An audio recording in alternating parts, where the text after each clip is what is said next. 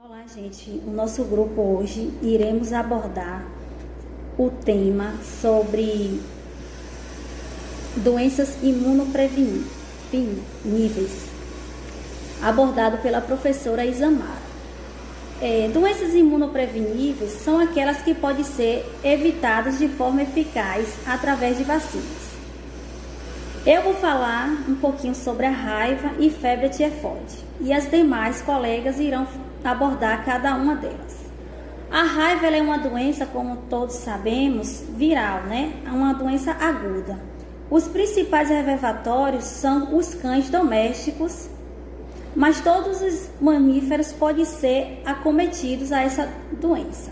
A infecção dos animais domésticos geralmente advém de reservatório silvestre. A vacina é indicada para a prevenção da raiva em indivíduo exposto a risco de contaminação. Quem são essas pessoas que podem estar mais dispostas a essa contaminação? São veterinários, são aquelas pessoas que trabalham em laboratórios, são aquelas que trabalham em abatedouros, né? E assim vai. E para profilaxia após a exposição. O esquema de imunização para a prevenção em indivíduos expostos ao efeito da seguinte forma: ele é feito em quê? Em 3 doses nos intervalos de 0 a 7 e 28 dias. Para profilaxia após a exposição, que não tenha realizado vacinação preventiva, deve-se utilizar 5 doses conforme o tipo de acidente e condição do animal agressor. É utilizada a via intramuscular disponível nas redes públicas e nas redes clínicas privadas. Vale também ressaltar que é sempre bom você se prevenir contra essa doença, porque a raiva, ela mata também, viu, gente? Vou falar também sobre um pouco da febre tifoide. A febre tifoide é uma doença causada por bactérias Enterobacteriaceae. É transmitida principalmente por ingesto de água ou alimentos contaminados por indivíduos agudamente infectados, pelos portadores transitores ou portadores crônicos. Os sintomas incluem febre elevada, dor de cabeça, náuseas, vômito, né? Também, às vezes você tem só aquela ânsia de fome, mas às vezes você chega a vomitar, prisão de ventre, dor de barriga ou diarreia. E também pode causar perfuração a vir a uma hemorragia gastrointestinal. É uma doença de ocorrência mundial associada a baixos níveis socioeconômicos.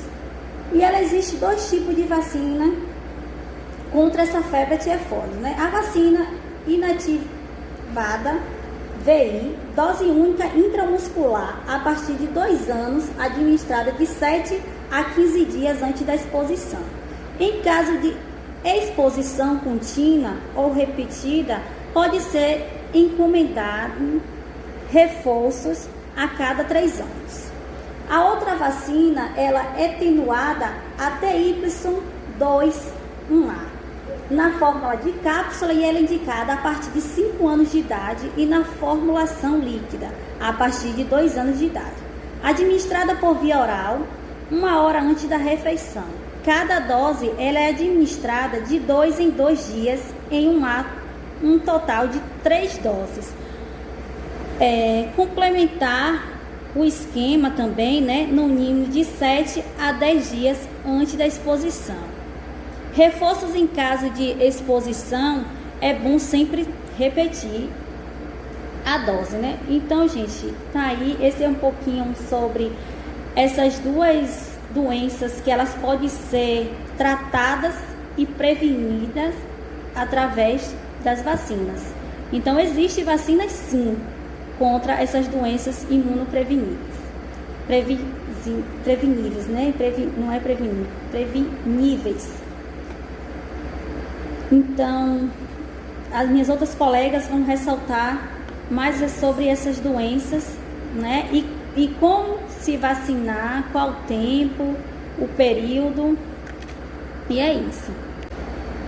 agudamente infectados pelos portadores transitores ou portadores crônicos. Os sintomas incluem febre elevada, dor de cabeça, náuseas, vômito, né? Também, às vezes você tem só aquela ânsia de fome, mas às vezes você chega a vomitar, prisão de ventre, dor de barriga ou diarreia. E também pode causar perfuração a vir a uma hemorragia gastrointestinal. É uma doença de ocorrência mundial associada a baixos níveis socioeconômicos. E ela existe 2 tipos de vacina contra essa febre tifoide, né? A vacina inativada, VI, dose única intramuscular, a partir de 2 anos, administrada de 7 a 15 dias antes da exposição. Em caso de exposição contínua ou repetida, pode ser encomendado reforços a cada 3 anos.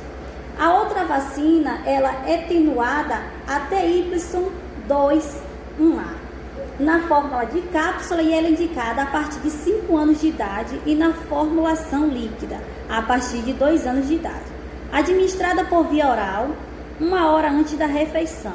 Cada dose ela é administrada de 2 em 2 dias em um total de 3 doses. Complementar o esquema também, né, no mínimo de 7 a 10 dias antes da exposição. Reforços em caso de exposição, é bom sempre repetir a dose, né? Então, gente, tá aí, esse é um pouquinho sobre essas 2 doenças que elas podem ser tratadas e prevenidas através das vacinas. Então, existe vacinas sim contra essas doenças imunopreveníveis. Preveníveis, né? Não é prevenível, preveníveis. Então, as minhas outras colegas vão ressaltar mais sobre essas doenças, né? E como se vacinar, qual o tempo, o período, e é isso. Olá, meu nome é Ana Paula e eu vou falar um pouquinho, dar continuidade ao assunto das doenças imunopreveníveis. Vou falar um pouquinho da hepatite B, a hepatite A e sobre a influenza, que é a gripe. Vamos lá, vou começar pela hepatite B. O mais importante avanço no controle da infecção pelo vírus da hepatite B, VHB, é a vacinação.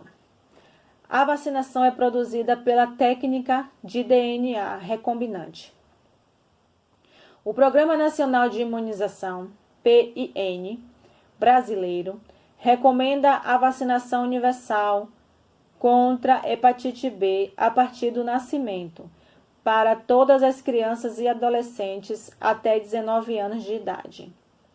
É recomendada também para adultos não imunizados. Estudos mostram proteção de 90 a 95% em crianças e adultos após esquema completo de vacinação. O esquema são 3 doses, 0, 1, 2 e 6 meses, via intramuscular.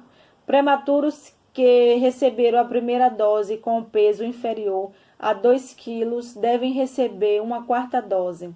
Existe no mercado combinação de hepatite B mais hepatite A e hepatite B com pólio inativada, VPI, tríplice acelular e a hemófilos, influenza B. Vacina hexavalente, disponível na rede pública na forma isolada e nos CRIE, combinada com DTP e HIB, e nas clínicas privadas de forma isolada ou combinada. Agora eu vou falar um pouquinho da hepatite A. A hepatite A é uma doença de transmissão fecal-oral, cuja disseminação ocorre de pessoa a pessoa ou por água ou alimentos contaminados. A infecção pelo vírus da hepatite A é a mais prevalente no Brasil, entre todas as hepatites, ocorrendo sobretudo em crianças e adultos jovens. A hepatite A é, em geral, uma doença benigna e autolimitada. Entretanto, durante seu curso clínico, algumas complicações podem ocorrer, o que implica a importância de medidas preventivas. Em torno de 10 a 15% das pessoas apresentam doenças prolongada ou com sintomas recidivantes por até 6 meses. A vacina oferece proteção próxima de 100% após esquema completo. É recomendado para todas as crianças, adolescentes e adultos não imunes. São utilizadas 2 doses com intervalo de 6 meses, podendo ser aplicada a partir de 12 meses por via intramuscular. Pode ser utilizada em combinação com a vacina para hepatite B. Nesse caso, são utilizadas 3 doses disponível nos CRI para situação especial e em clínicas privadas na forma isolada ou combinada. Agora eu vou falar um pouquinho sobre a influenza, a gripe. O vírus influenza são os agentes da gripe, doença respiratória aguda, cuja característica mais marcante é a ocorrência de epidemias anuais associadas à elevação da morbimortalidade por doenças respiratórias. A mortalidade ocorre nas populações de maior risco, como idosos, nos portadores de comorbidades, desnutridos e pessoas com acesso limitado à assistência médica. As epidemias anuais de gripe também apresentam grande impacto econômico decorrente da falta ao trabalho e ausência às aulas, problemas associados a prejuízos para a sociedade. A vacinação anual contra a gripe influenza constitui a melhor prevenção da infecção por este vírus. O vírus influenza A é causador de doença mais grave e está implicada nas grandes epidemias e pandemias. Os surtos com os vírus influenza B são em geral menos extensos e associados com doenças menos graves que o vírus influenza A. Assim como o vírus da influenza C, atualmente temos uma nova variante de vírus influenza, o vírus causador da gripe A, H1N1. As vacinas contra a gripe são de vírus inativados, composto de 2 subtipos de vírus da influenza A e um subtipo de vírus da influenza B. A composição da vacina é ajustada anualmente. A vacina é indicada pela Sociedade Brasileira de Pediatria anualmente para crianças saudáveis entre 6 meses e 5 anos de idade. O Ministério da Saúde indica para as pessoas com 60 anos. Boa tarde, meu nome é Nailane e hoje eu vou falar um pouco sobre a tuberculose, a pneumococo e sobre o papiloma humano, também conhecido como HPV. A tuberculose, ela é uma doença infecciosa sistemática que acomete predominantemente o trato respiratório e que ela é transmitida de uma pessoa com lesão pulmonar ativa para outra pessoa suscetível. Essa transmissão ela é através de gotículas respiratórias. A vacina contra a tuberculose ela é a BCG e protege as crianças das formas mais graves da doença, como a tuberculose miliar e a tuberculose meningia. Essa vacina, ela deve ser administrada à criança ao nascer ou no máximo até 4 anos, 11 meses e 29 dias. A imunidade induzida pela vacina, ela é desenvolvida cerca de 6 semanas após a vacinação. Agora eu vou falar um pouco sobre a pneumococo. A doença pneumocócica, ela pode levar a infecções graves ao pulmão, como a pneumonia, ao sangue, como a bacteremia, e na membrana que reveste o cérebro, como a meningite. A bacteremia e a meningite, elas são infecções pneumocócica invasiva, normalmente muito graves, que levam à hospitalização ou até mesmo à morte da pessoa. As bactérias, elas são disseminadas através de gotículas de saliva ou muco, como por exemplo quando uma pessoa espirra ou quando uma pessoa tosse.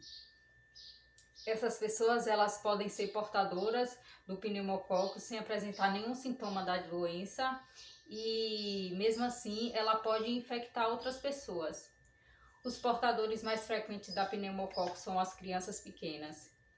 A vacina, ela possui um impacto epidemiológico importante porque ela diminui o estado do portador da pneumococo pela inibição da colonização da nasofaringe, reduzindo a transmissão e a ocorrência da doença não somente em crianças, mas também em adultos e idosos. Falar um pouquinho sobre o papiloma humano, que também é conhecido como o HPV. O HPV são agentes etiológicos do câncer do colo uterino, assim como de outros cânceres e outras doenças dermatológicas.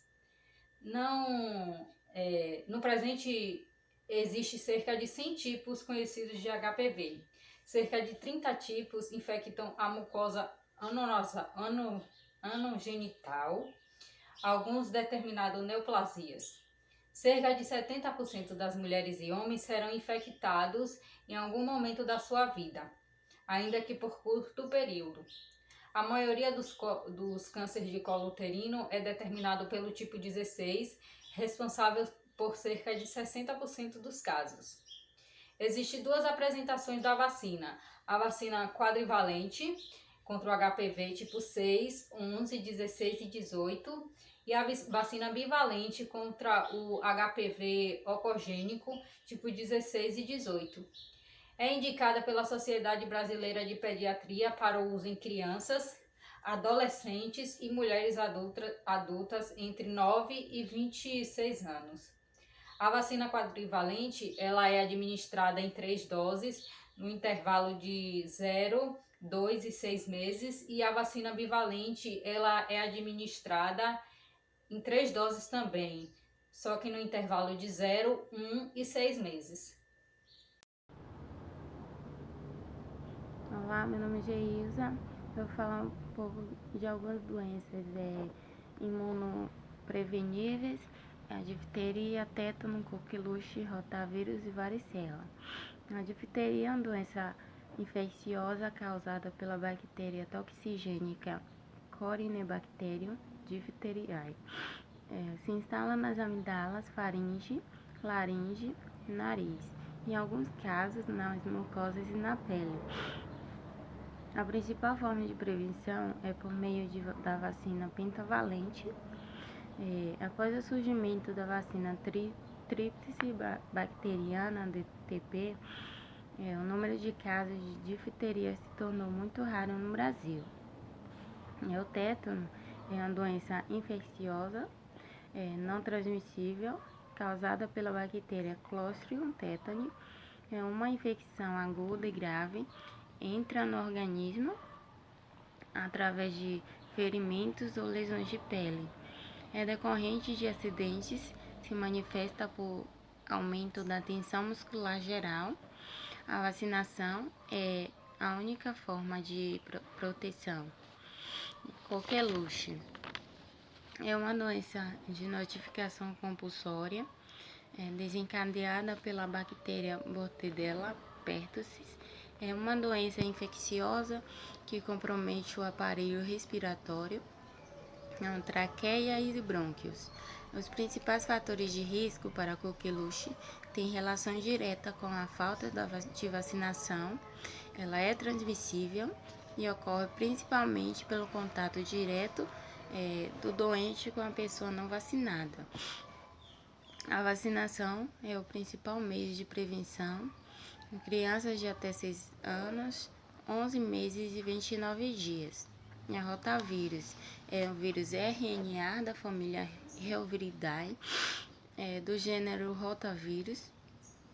É um dos principais agentes virais causadores das doenças diarreicas agudas, DDA, e uma das mais importantes causas de diarreia grave em crianças menores de 5 anos no mundo. São suscetíveis a pessoas de todas as idades.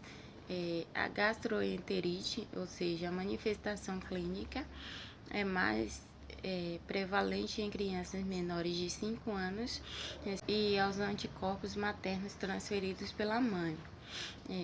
A rotavirose, se tratada adequadamente, pode evoluir para complicações e quadros graves, que podem inclusive levar à morte. Em adolescentes e adultos, em geral, o quadro clínico é mais exuberante. Em resumo, após a avaliação clínica do paciente, o tratamento adequado deve ser estabelecido conforme o manejo das doenças diarreicas agudas.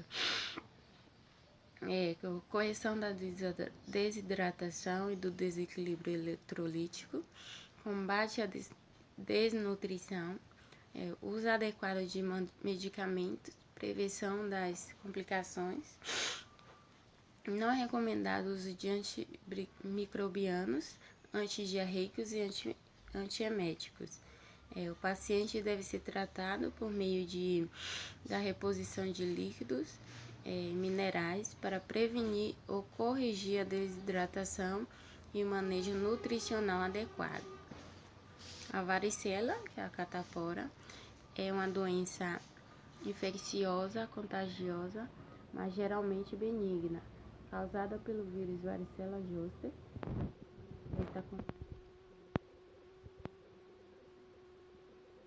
Do inverno e início da primavera. A principal característica clínica é o polimorfismo das lesões cutâneas na pele, que se apresentam nas diversas formas evolutivas, como máculas, pápulas, vesículas e pústulas e crostas, acompanhadas de prurido, que é coceira. Em crianças geralmente é benigna e autolimitada. Em adolescentes e adultos em geral, o quadro clínico é mais exuberante.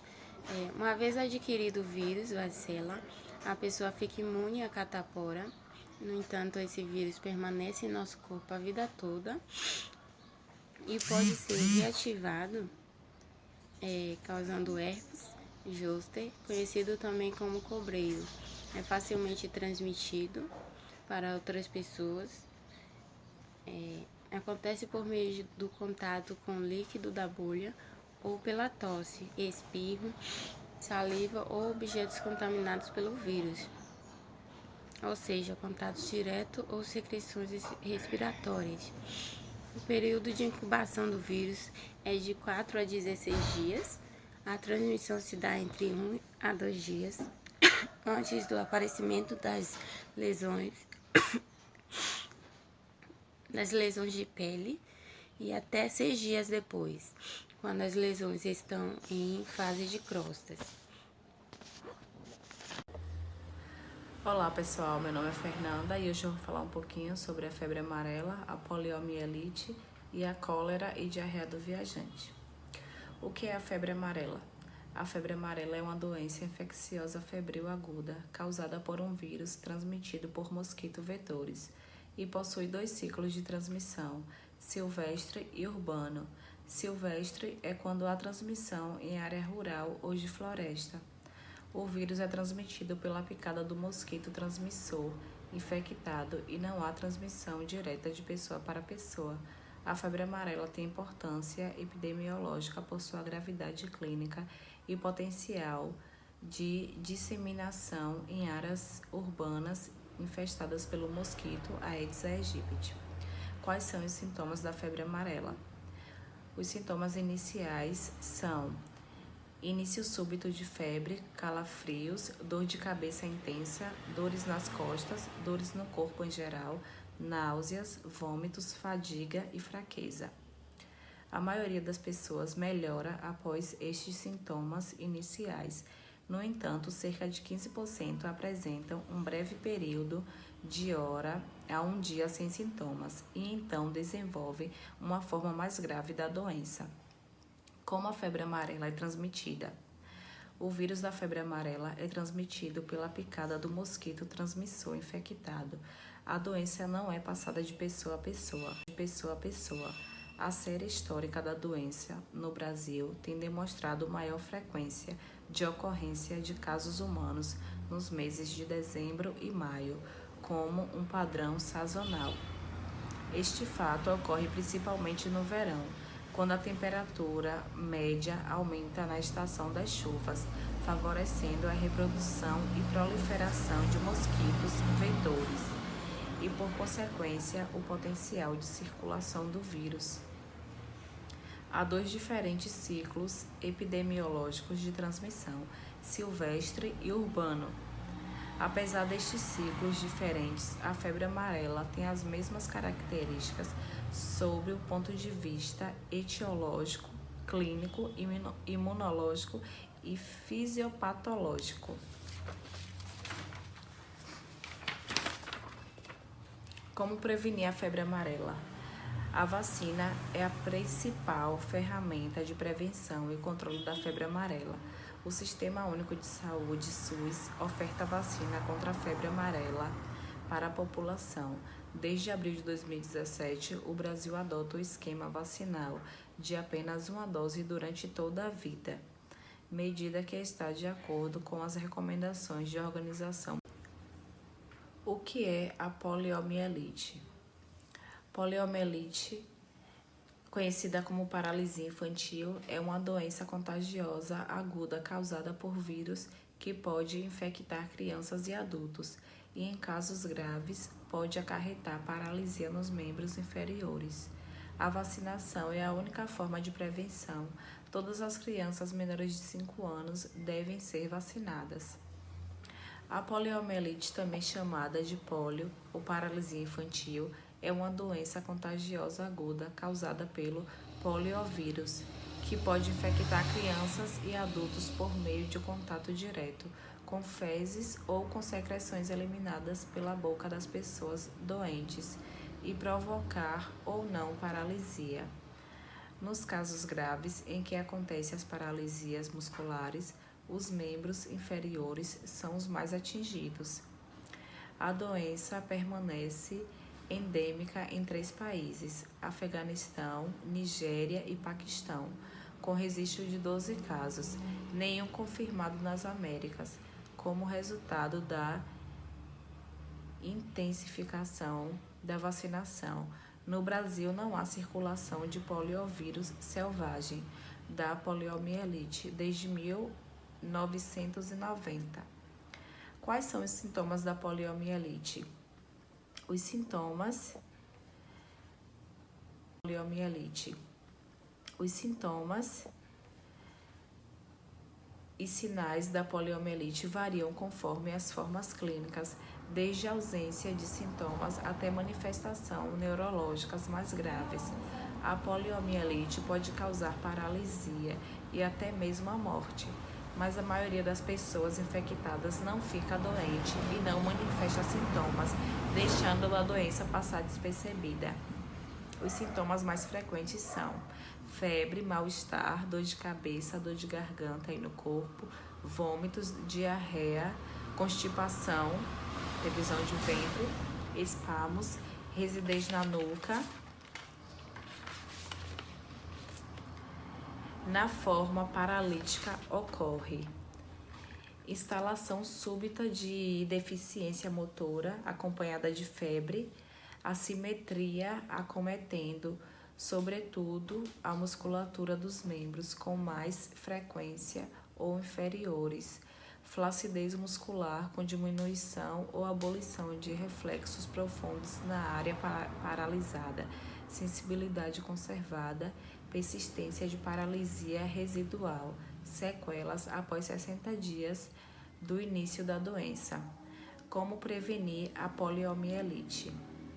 A vacinação é a única forma de prevenção da poliomielite. Todas as crianças menores de 5 anos de idade devem ser vacinadas conforme esquema de vacinação de rotina e na campanha nacional anual. Desde 2016, o esquema vacinal contra a poliomielite passou a ser de 3 doses da vacina injetável VIP, 2, 4 e 6 meses, e mais 2 doses de reforço com a vacina oral bivalente, VOP, gotinha. A mudança está de acordo com a orientação da Organização Mundial da Saúde, OMS, e faz parte do processo de erradiação mundial da polio. Quais são as causas e sequelas da poliomielite? A falta de saneamento, as más condições habitacionais e a higiene pessoal precária constituem fatores que favorecem a transmissão do poliovírus, causador da poliomielite. As sequelas da poliomielite estão relacionadas com a infecção da medula e do cérebro pelo poliovírus. Normalmente correspondem a sequelas motoras e não têm cura. Assim, as principais sequelas da poliomielite são problemas e dores nas articulações, pé torto, conhecido como pé equino, em que a pessoa não consegue andar porque o calcanhar não encosta no chão, crescimento diferente das pernas, o que faz com que a pessoa manque e incline-se para um lado, causando escoliose, osteoporose, paralisia de uma das pernas, paralisia dos músculos da fala e da deglutição, o que provoca acúmulo de secreções na boca e na garganta, dificuldade de falar, atrofia muscular e hipersensibilidade ao toque. As sequelas da poliomielite são tratadas por meio de fisioterapia e da realização de exercícios que ajudam a desenvolver a forma dos músculos afetados, além de ajudar na postura, melhorando assim a qualidade de vida e diminuindo os efeitos das sequelas. Além disso, pode ser indicado o uso de medicamentos para aliviar as dores musculares e das articulações. Esse foi o meu resumo sobre a febre amarela, a poliomielite. E agora eu vou falar um pouquinho sobre a cólera e diarreia do viajante.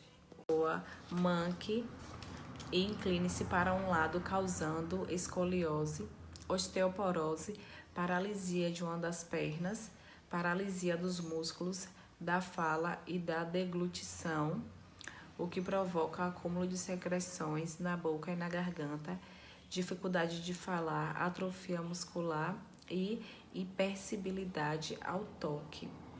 As sequelas da poliomielite são tratadas por meio de fisioterapia e da realização de exercícios que ajudam a desenvolver a forma dos músculos afetados, além de ajudar na postura, melhorando assim a qualidade de vida e diminuindo os efeitos das sequelas. Além disso, pode ser indicado o uso de medicamentos para aliviar as dores musculares e das articulações. Agora eu vou falar um pouco sobre a cólera e diarreia do viajante. A cólera geralmente surge em contextos que envolvem superlotação e acesso inadequado à água limpa, coleta de lixo e banheiros.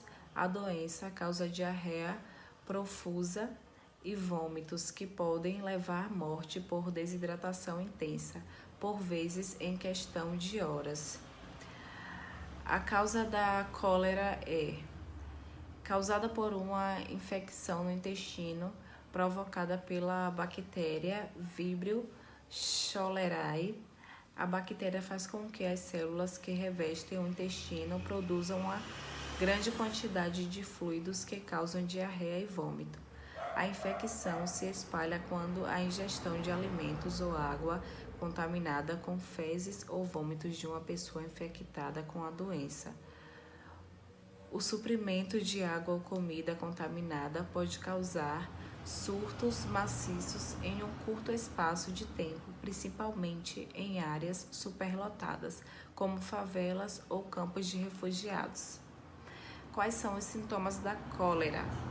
Geralmente, os sintomas aparecem de 2 a 3 dias após a infecção, mas podem surgir em algumas horas ou em até 5 ou mais dias. A infecção por cólera é normalmente leve e assintomática, mas por vezes pode ser grave, resultando em diarreia aquosa profunda, vômito e câimbras nas pernas.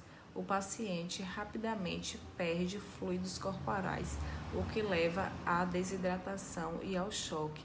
Sem tratamento, a infecção pode levar à morte em questão de horas. Quais são os diagnósticos da cólera? A cólera pode ser diagnosticada por meio de exame de amostras de fezes ou do reto, mas devido à rápida evolução da doença, o tempo para a realização do exame é normalmente curto. Em meio a uma epidemia, o diagnóstico é geralmente feito com base no histórico do paciente. Em um breve exame, o tratamento é iniciado antes mesmo que o laboratório conforme o diagnóstico. Qual o tratamento da cólera? A cólera pode ser tratada de forma simples e efetiva por meio da reposição imediata dos fluidos e sais perdidos devido aos vômitos e diarreia. Com a reidratação imediata, menos de 1% dos pacientes morrem. As vítimas da cólera são sempre tratadas com soluções de reidratação oral, soluções pré-embaladas de açúcar e sais misturados com água e ingeridos em grandes quantidades. A reposição dos fluidos em caso de estado grave deve ser feita de forma intravenosa e por vezes combinada com antibióticos. Esse foi o meu resumo das doenças.